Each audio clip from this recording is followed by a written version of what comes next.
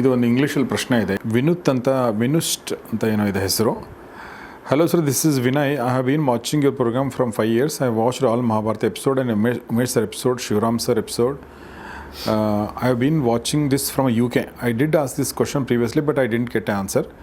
Could you please tell me about the demons or any other paranormal stuff, if there is any mention out there in Mahabharata? ದೆವ್ವಗಳ ಬಗ್ಗೆ, ಪಿಶಾಚಿಗಳ ಬಗ್ಗೆ, ಅತೀಂದ್ರಿಯ ಅನುಭವಗಳ ಬಗ್ಗೆ. Everything I mentioned that after dark night, Pishachis and other Rakshasas would come and Duryodhana was surrounded by them in the dark night. Please explain. ಈ ಥರ ಇತ್ತ ಅನ್ನೋದು ಕೇಳಿದ್ದಾರೆ. ದೆವ್ವ, ಪಿಶಾಚಿ ಈ ಥರದ್ದು ಅಂದರೆ ಪ್ಯಾರನಾರ್ಮಲ್ ಆ್ಯಕ್ಟಿವಿಟಿ. ಎರಡನೇದು ನೀವು ದುರ್ಯೋಧನನ್ನ ಸುತ್ತುವರೆದಿದ್ವು ಅಂತ ಹೇಳಿದ್ರಲ್ಲ, ಅದ್ರ ಬಗ್ಗೆ. ಪಿಶಾಚ ಅಂತ ಒಂದು ಗುಂಪು. ಅದು ಒಂದು ಗುಂಪು ಅಂದರೆ ಒಂದು ಜೀವಸಂಕುಲ. ಅದು ಬೇರೆ ಬೇರೆ ಜೀವಸಂಕುಲಗಳಿದ್ದ ಹಾಗೆ ಮನುಷ್ಯರು, ರಾಕ್ಷಸರು ಅಂತೆಲ್ಲ ಹೆಂಗೆ ಮಾಡ್ತಾರೋ ಹಾಗೆ ಪಿಶಾಚರು ಅಂತ ಒಂದು ಅವು ಇದ್ವು ಅನ್ನೋ ಉಲ್ಲೇಖ ಪ್ರಾಚೀನ ಗ್ರಂಥಗಳೆಲ್ಲ ಬರುತ್ತೆ, ಪುರಾಣಗಳಲ್ಲಿ ಬರುತ್ತೆ, ಮಹಾಭಾರತದಲ್ಲೂ ಬರುತ್ತೆ. ಹೌದು, ಪಿಶಾಚರು ಅಂತ. ಪಿಶಾಚಿ ಅಲ್ಲ, ಪಿಶಾಚ ಅಂತ ಕರೀತಾರೆ. ಪಿಶಾಚ ಭಾಷೆ ಕೂಡ ಇದೆ ಅಲ್ವಾ? ಹೌದು, ಪೈಶಾಚ ಭಾಷಾ ಅಂತ, ಪೈಶಾಚಿಕ ಭಾಷೆ ಅಂತ ಇತ್ತು. ಹಾಗೊಂದು ಗುಂಪಿದೆ ಅನ್ನೋದು ಬಂದೇ ಬರುತ್ತೆ. ಅವರು ಅಂದರೆ ಮನುಷ್ಯಾತೀತವಾದ ಶಕ್ತಿಗಳೆಲ್ಲ ಇರ್ತಾ ಇದ್ವು ಓಕೆ ಅನ್ನೋದು ಗೊತ್ತಾಗುತ್ತೆ. ಕ್ರೂರವಾಗಿರ್ತಾ ಇದ್ವು, ಬೇಕಾದ ರೂಪ ತಳಿತಾ ಇದ್ವು, ಬೇರೆ ಬೇರೆ ಥರ ಹಾರುವ, ಮಾಯವಾಗುವ ಈ ಥರದ್ದೇನೋ ಒಂದಿಷ್ಟೆಲ್ಲ ಇತ್ತು ಅನ್ನೋದು ಗೊತ್ತಾಗುತ್ತೆ ಒಟ್ಟು ನೋಡಿದಾಗ. ಆ ಥರದ್ರ ಬಗ್ಗೆ ಉಲ್ಲೇಖ ಬಂದಿದೆ. ಬಟ್ ಅಂದರೆ ಅದು ಈಗ ನಮ್ಮಲ್ಲಿ ಅಂದ್ಕೊಂಡಿರೋದೊಂದಿದಿಲ್ಲ, ಸತ್ತ ಮೇಲೆ ಪಿಶಾಚಿ ಆಗ್ತಾನೆ, ಸತ್ತ ಮೇಲೆ ದೇವಭೂತ ಆಗ್ತಾನೆ, ಈ ಥರದ್ದು ಅಲ್ಲ. ಅದು ಪಿಶಾಚ ಅಂತ ಒಂದು ಗುಂಪು. ಅದು ರಾಕ್ಷಸರು ಅಂತ ಹೆಂಗಿರ್ತಾರೋ ಹಂಗೆ ಪಿಶಾಚ ಅಂತ ಒಂದು ಗುಂಪು, ಒಂದು ಜೀವಿಗಳು, ಒಂದು ಜೀವಸಂಕುಲ, ಬೇರೆಯ ಒಂದು ಜೀವವೈವಿಧ್ಯದಲ್ಲಿ ಒಂದದು ಹಾಗೆ ಅಂತ ಕಾಣಿಸುತ್ತೆ. ಈಗ ಗಂಧರ್ವರು, ಕಿನ್ನರರು, ಕಿಂಪುರುಷರು ಅಂತ ಹೀಗೆಲ್ಲ ಬರ್ತಾರಲ್ಲ, ದೈತ್ಯರು, ದಾನವರು, ನಾಗರು ಅಂತೆಲ್ಲ, ಹಾಗೆ ಪಿಶಾಚರು ಅಂತ ಒಂದು ಗುಂಪು. ಸರ್, ಈಗ ಯಾಕೆ ಸರ್ ಮನುಷ್ಯರ ಬಿಟ್ಟರೆ ಉಳ್ಕೊಂಡೇ ಇಲ್ಲ ಯಾರು ಕೂಡ? ಉಳಿದವು ಕಾಣಿಸ್ತಾ ಇಲ್ಲ ಅಂತ ಹೇಳಬೇಕಾಗತ್ತೆ ಅಷ್ಟೇ ಒಂದು. ಎರಡನೇದು, ಕಾಲದ ಗತಿಯಲ್ಲಿ ಈ ಕಲಿಯುಗಗಳಲ್ಲಿ ಕೆಲವುದರ ಪ್ರವೇಶ ಇಲ್ಲ ಅನ್ನೋ ತರಹದ ಉಲ್ಲೇಖಗಳು ಕಾಣಿಸುತ್ತೆ. ಈಗ ಆ ಕಾಲ ಅಂತ ಬಂದಾಗ ದ್ವಾಪರದವರೆಗೆ ಈಗ ಅಲ್ಲಿ ಅವರೆಲ್ಲ ಬಂದು ಮನುಷ್ಯರ ಜೊತೆಗೆ ಒಂದು ವ್ಯವಹರಿಸ್ತಾ ಇದ್ರು ಅನ್ನೋದೆಲ್ಲ ಇರ್ತಾಯಿತ್ತು. ಗಂಧರ್ವರು, ಇನ್ಯಾರೋ ವಿದ್ಯಾಧರರು ಬರ್ತಾಯಿದ್ರು, ಗಂಧರ್ವರು ಬರ್ತಾಯಿದ್ರು, ಅವ್ರ ಜೊತೆಗೆ ಒಂದು ಯುದ್ಧ ನಡೀತಾ ಇತ್ತು, ಅವ್ರ ಜೊತೆಗೆ ಸಂಭಾಷಣೆ ನಡೀತಾ ಇತ್ತು, ಏನೇನೋ ನಡೆಯುತ್ತಲ್ಲ. ಕಲಿಯುಗಗಳಲ್ಲಿ ಅವು ಯಾವುದು ದೇವಯೋನಿಗಳು ಅಂತ ಕರೀತಾರೆ ಅವರನ್ನೆಲ್ಲ, ಈ ಗುಂಪುಗಳನ್ನು. ಅಂದರೆ ಯಕ್ಷ, ದೈತ್ಯ, ದಾನವ, ನಾಗ ಅಥವಾ ಕಿನ್ನರ, ಕಿಂಪುರುಷ, ಗಂಧರ್ವ, ದೇವಗಂಧರ್ವ, ದೇವತೆ, ಈ ಎಲ್ಲ ಗುಂಪಿದೆಯಲ್ಲ, ಆದಿತ್ಯ ಇತ್ಯಾದಿಗಳೆಲ್ಲ ಇದ್ದಾರಲ್ಲ, ಅವರು ನೇರವಾಗಿ ಕಾಣಿಸ್ಕೊಳ್ಳಲ್ಲ ಕಲಿಯುಗದಲ್ಲಿ ಅನ್ನುವ ಅಂಶ ಇದೆ. ಕಾಲಧರ್ಮದ ಅದು ಮಹತ್ವ ಅಂತ. ಹಾಗಾಗಿ ಮನುಷ್ಯರು ಅವರನ್ನು ನೇರವಾಗಿ ನೋಡೋದಕ್ಕಾಗೋಲ್ಲ. ಮನುಷ್ಯರು ನೋಡೋಕ್ಕೆ ಅನುಕೂಲವಾಗುವ ತರಹ ಅವ್ರು ಕಾಣಿಸಿಗೋಲ್ಲ. ಅಂದರೆ ನಮ್ಮ ಕಣ್ಣಿಗೆ ಕಾಣಿಸ್ಬೇಕು, ಅವ್ರು ಮಾತಾಡಿದ ನಮ್ಮ ಕಿವಿಗೆ ಕೇಳಬೇಕು, ಆ ಥರ ಯಾವುದೇ ತರಹದಲ್ಲೂ ಕಾಣಿಸಿಕೊಳ್ಳೋಲ್ಲ ಅಂತ ಇರೋದು. ಆದರೆ ಯಾರಿಗೂ ಕಾಣಿಸ್ಕೊಳ್ಳೋಲ್ಲ ಅಂತ ಅಲ್ಲ, ನಮ್ಮ ಸಾಮರ್ಥ್ಯ ಅನ್ನೋದು ಈಗ ಕಡಿಮೆ ಆಗಿದೆ ಅಂತಲೇ. ಆ ತರಹದ್ದನ್ನು ನೋಡಬಹುದಾದ ಸಾಮರ್ಥ್ಯ ಇಂದ್ರಿಯಗಳಿಗೆ ನಮಗಿಲ್ಲ ಈಗ ಅಂತ, ಕಡಿಮೆ ಆಗಿದೆ ಅಂತ.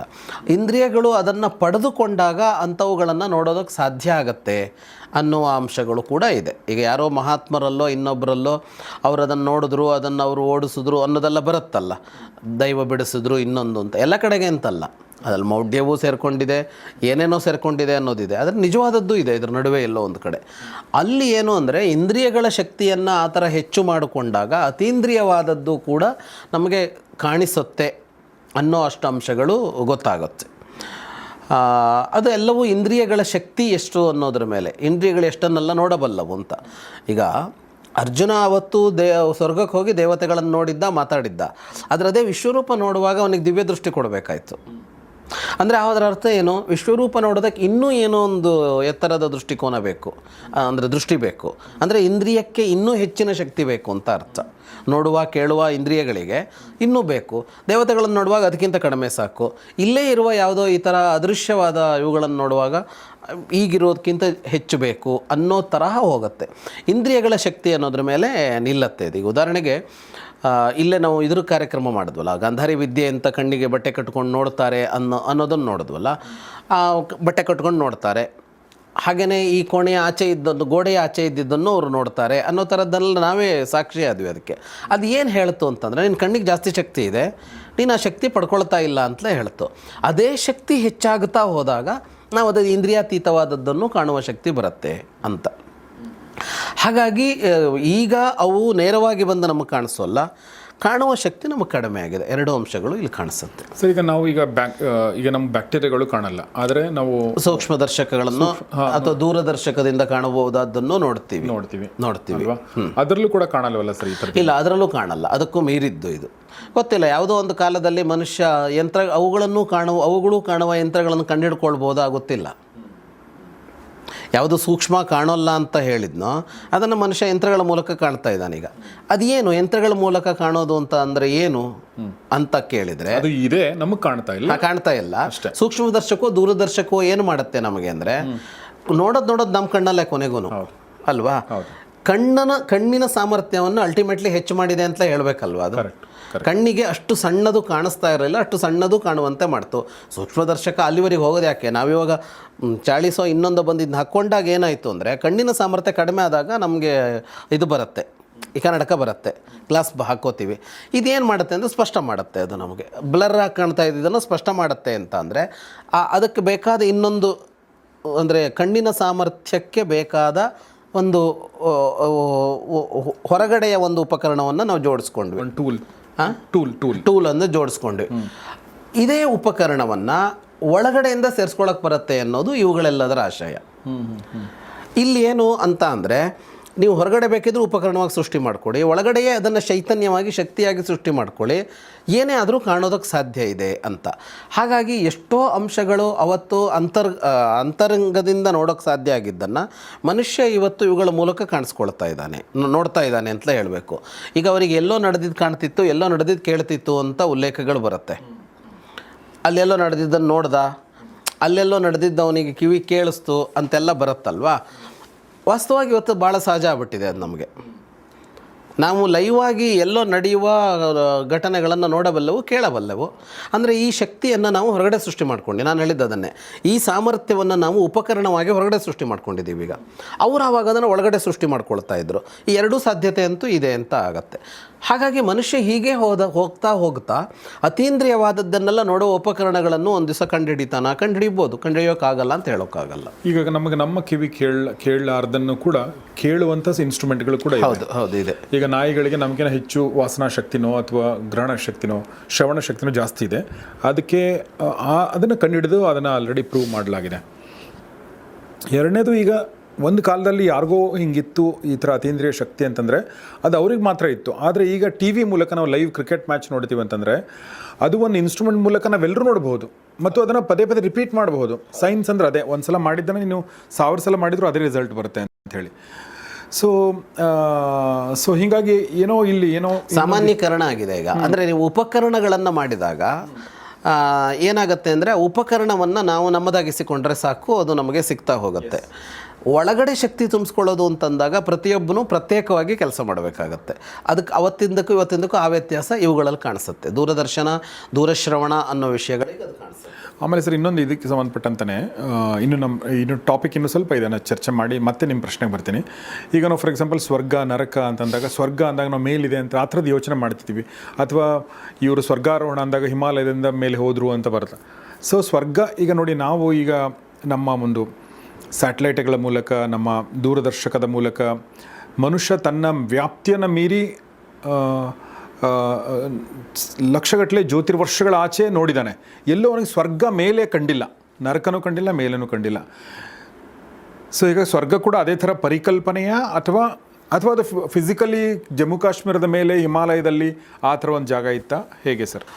ಅಲ್ಲ, ಅದು ಫಿಸಿಕಲಿ ಇದೆ ಅಂತಲೇ. ಅದು ಈ ಜಮ್ಮು ಕಾಶ್ಮೀರ ಅಲ್ಲೇ ಮೇಲೆ ಆ ಥರ ಅಂತ ಅಲ್ಲ. ಅದು ಅಂದರೆ ಅಲ್ಲಿಂದ ಒಂದು ಎತ್ತರದಲ್ಲಿ ಒಂದು ಆಕಾಶಕಾಯವಾಗಿದ್ದಿದ್ದು ಅನ್ನೋ ಥರದಲ್ಲ. ಅಂದರೆ ನಾವೀಗ ಅಲ್ಲೊಂದು ಮಂಗಳ ಗ್ರಹ ಇದೆ, ಚಂದ್ರಗ್ರಹ ಇದೆ, ಇನ್ನೊಂದಿದೆ ಅಂತ ನೋಡ್ತೀವಲ್ಲ, ಈಗ ಅದೇ ತರಹ ಒಂದಾಗಿ ಅದು ಸುತ್ತಕೊಳ್ತಾ ಇದೆ ಅನ್ನೋ ತರಹದಲ್ಲಿ ಅಲ್ಲ, ಎತ್ತರದಲ್ಲಿದೆ ಅಂತ ಅನ್ನೋದು ಒಂದದು. ಮತ್ತೆ ಅದು ಕೂಡ ಇದಕ್ಕೆ ಸೇರ್ಕೊಳ್ಳುತ್ತೆ.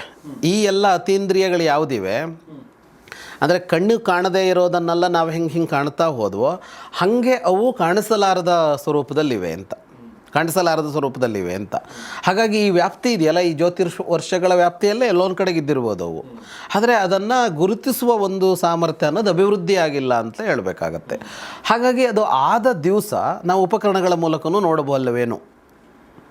ಆದರೆ ಪುರಾಣಗಳು ಮತ್ತು ಇಲ್ಲಿವರೆಗಿನ ಇದರಲ್ಲಿ ಅದೊಂದು ಕಲ್ಪನೆ ಅನ್ನೋ ತರಹದಲ್ಲಿ ಇಲ್ಲ, ಅದು ಇರೋದು ಅಂತಲೇ ಇಷ್ಟೂ ಕಾಲದಲ್ಲಿ ಅವ್ರು ನಂಬ್ಕೊಂಡು ಬಂದಿದ್ದಾರೆ ಅದನ್ನ. ಅದು ಮನಸ್ಸಿನ ಒಂದು ಸ್ಥಿತಿ ಅಂತ ನಾವೀಗ ಮೇಲೆ ಇಷ್ಟು ಲೋಕಗಳು ಕೆಳಗಡೆ ಇಷ್ಟು ಲೋಕಗಳು ಅಂತ ಹೇಳ್ತೀವಲ್ಲ, ಆ ಎಲ್ಲ ಲೋಕಗಳು ಇದೆ ಅಂತಾನೆ.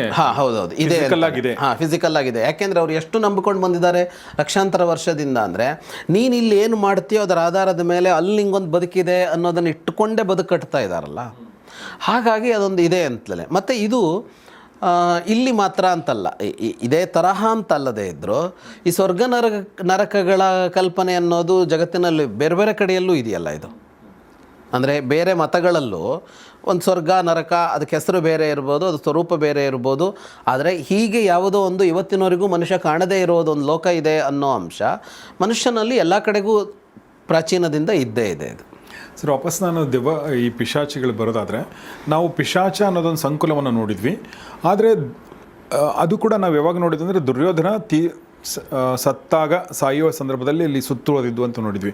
ಆದರೆ ಜನಸಾಮಾನ್ಯರ ಬದುಕಲ್ಲಿ ದೆವ್ವಗಳು, ಪಿಶಾಚಿಗಳು ಅಥವಾ ಏನು ಹೇಳಿ ನಾವೇನು ದೆವ್ವ ಹಿಡಿಯೋದಂತ ನೋಡ್ತೀವಿ, ಆ ಥರ ಮೈ ಮೇಲೆ ಬರೋದಂತ ಈಗ ನೋಡ್ತೀವಿ. ಆ ಟೈಮಲ್ಲಿ ಜನಸಾಮಾನ್ಯರಲ್ಲಿ ಅಥವಾ ನಾರ್ಮಲ್ ಲೈಫಲ್ಲಿ, ಅಂದರೆ ಈ ದುರ್ಯೋಧನ ಆದಿಗಳ ಲೈಫಲ್ಲಿ ಆ ಥರದ್ದು ನಾವು ಪ್ರಸಂಗಗಳನ್ನ ನೋಡಿಲ್ಲಲ್ಲ ಸರ್?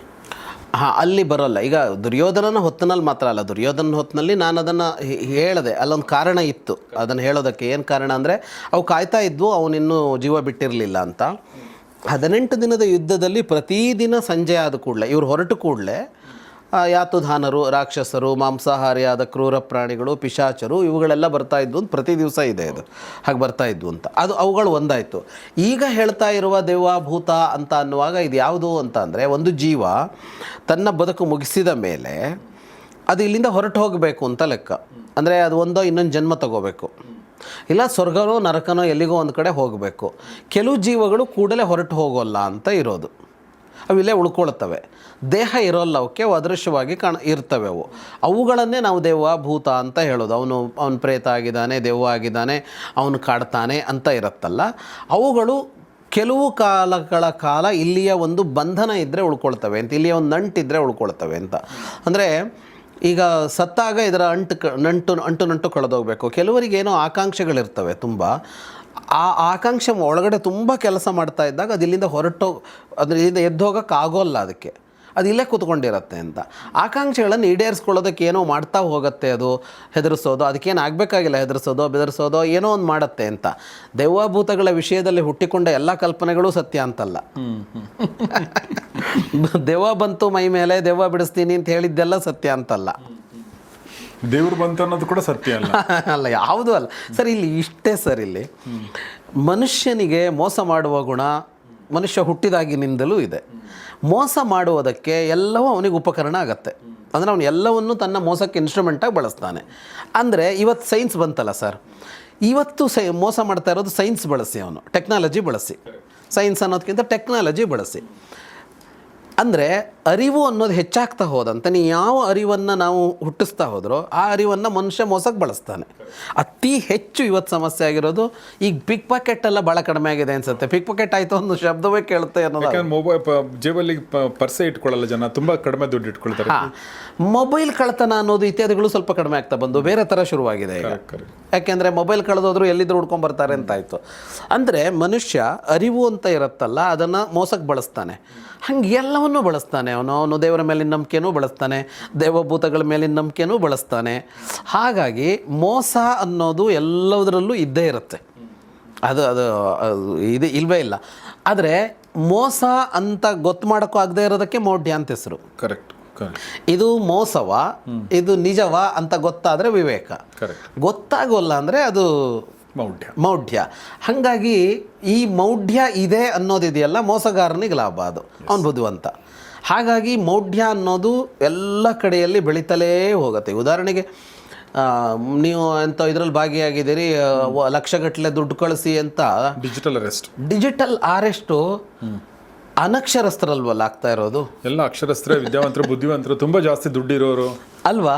ದೊಡ್ಡ ದೊಡ್ಡ ಹುದ್ದೆಗಳಲ್ಲಿರೋರೆಲ್ಲ ಡಿಜಿಟಲ್ ಅರೆಸ್ಟ್ ಆಗ್ತಾ ಇದ್ದಾರೆ ಅಂತ ಅಂದರೆ ಈ ಮೌಢ್ಯ ಅನ್ನೋದಿದೆಯಲ್ಲ, ಈ ಮೌಢ್ಯಕ್ಕೆ ಮನುಷ್ಯ ತನ್ನನ್ನು ಕೊಟ್ಕೊಳ್ಳೋದು ಕೂಡ ಮೋಸ ಮಾಡುವ ಸಹಜತೆ ಇದೆಯಲ್ಲ ಮನುಷ್ಯನಲ್ಲಿ, ಅಷ್ಟೇ ಸಹಜತೆ ಮೌಢ್ಯಕ್ಕೆ ಒಳಗಾಗೋದು ಇದೆ. ಎಲ್ಲ ವಿಷಯದಲ್ಲಿ ಇವ್ನು ಮೌಢ್ಯಕ್ಕೆ ಒಳಗಾಗ್ತಾನೆ. ಅದು ಈಗ ತಂತ್ರಜ್ಞಾನದ ಮೌಢ್ಯ ಅಲ್ವಾ ಡಿಜಿಟಲ್ ಅರೆಸ್ಟ್ ಅನ್ನೋದು. ಹೀಗೆ ಈ ತರಹ ದೆವ್ವ ಭೂತ ಬಿಡಿಸೋದು, ಬರೋದು, ಹೇಳೋದು, ಕೇಳೋದು ಅಂತೆಲ್ಲ ಬೇಕಷ್ಟು ನಡೆದಿರ್ಬೋದು. ಬಟ್ ಅಲ್ಲಿ ಕಾಣಲ್ಲ ನಮಗೆ ಮಹಾಭಾರತದಲ್ಲಿ, ರಾಮಾಯಣ ಅಲ್ಲ ಆ ಥರದ್ದು ಏನೂ ಕಾಣಿಸಲ್ಲ. ಅಂದರೆ ಕೆಲವು ಆ ಥರದ ಕಥೆಗಳೆಲ್ಲೋ ಬಂದಿರೋದಿದೆ. ಈಗ ಯಾವುದೋ ಒಂದು ಜೀವ ಎಲ್ಲೋ ಒಂದು ಕಡೆ ಉಳ್ಕೊಂಡಿತ್ತು, ಅದಕ್ಕೆ ಬಿಡುಗಡೆ ಆಗಿರಲಿಲ್ಲ ಅನ್ನೋ ಯಾವುದೋ ಕಥೆಗಳನ್ನು ಅಲ್ಲೆಲ್ಲೋ ನೋಡಬಹುದು. ಆದರೆ ಈಗ ನಾವು ಹೇಳ್ತಾ ಇರೋ ತರಹ ಅಲ್ಲ. ಮತ್ತು ಅಷ್ಟೆಲ್ಲ ಇರೋದೂ ಇಲ್ಲ. ಅಂದರೆ ಈ ಎಲ್ಲ ಕಡೆಗೊಂದು ದೆವ್ವ ಇರುತ್ತೆ, ಎಲ್ಲ ಕಡೆಗೊಂದು ಭೂತ ಇರುತ್ತೆ, ಹೋ ಅಂತ ಬರುತ್ತೆ, ಬಿಳಿ ಬಟ್ಟೆ ಹಾಕೊಂಡು, ಇದು ಜಾಸ್ತಿ ಆಗಿದೆ. ಬಿಳಿ ಬಟ್ಟೆ ಹಾಕೊಂಡು, ಬಿಳಿ ಪ್ಯಾಂಟ್ ಶರ್ಟ್ ಹಾಕೊಂಡು ಯಾಕೆ ಒಂದು ಗಂಡಸ್ ಬರಲ್ಲ ಅಂತಾನೆ ಗೊತ್ತಿಲ್ಲ. ಬಿಳಿ ಬಟ್ಟೆ ಹಾಕೊಂಡು ಕೂದಲೇ ಬಿಟ್ಕೊಂಡು ಇವಳು ಯಾಕೆ ಅನ್ನೋದು ಗೊತ್ತಾಗಲ್ಲ. ಸೊ ಮೋಹನ ಇಲ್ಲ, ಮೋಹಿನಿಗಳೇ. ಈ ಪ್ರಶ್ನೆಗೆ ಉತ್ತರ ತುಂಬ ಚೆನ್ನಾಗಿ ಕೊಟ್ಟರು ಸರ್. ನಾನೊಂದು ಕತೆ ಹೇಳಿ ಇದು ಮುಗಿಸ್ತೀನಿ. ಇನ್ನೊಂದು ನಿನ್ನೆ ಊರು ಕೇರಿ ಓದ್ತಾ ಇದ್ದೆ ಸರ್, ದಲಿತ ಕವಿ ಸಿದ್ಧಲಿಂಗಯ್ಯ ಅವರು. ಅದರಲ್ಲಿ ಅವರು ಒಂದು ಪ್ರಸಂಗ ಬರೆದಿದ್ದಾರೆ. ಅಂದರೆ ಆ ಊರಲ್ಲಿ ಒಬ್ಬ ಪೂಜಾರಪ್ಪನ ಮೇಲೆ ದೇವ್ರು ಬರೋದು. ದೇವ್ರು ಅದೇನೋ ಹಬ್ಬಕ್ಕೇನೋ ದೇವ್ರು ಬಂದ ತಕ್ಷಣ ಅವನೇನಿಲ್ಲ, ಕುರಿ ತೊಗೊಂಬನ್ನಿ ಅಂತ ಅನ್ಸ್ತೀನಿ. ಯಾವ ಕುರಿ ತರಬೇಕಂದ್ರೆ ಯಾವುದಾದ್ರೂ ಕುರಿ ತೊಗೊಂಬನ್ನಿ ಅಂತ ಕುರಿ ತರ್ತಿದ್ರು, ಬಲಿ ಕೊಡ್ತಿದ್ರಂತೆ. ಅಲ್ಲೇ ಅವನು ಮುಗಿಯೋದು.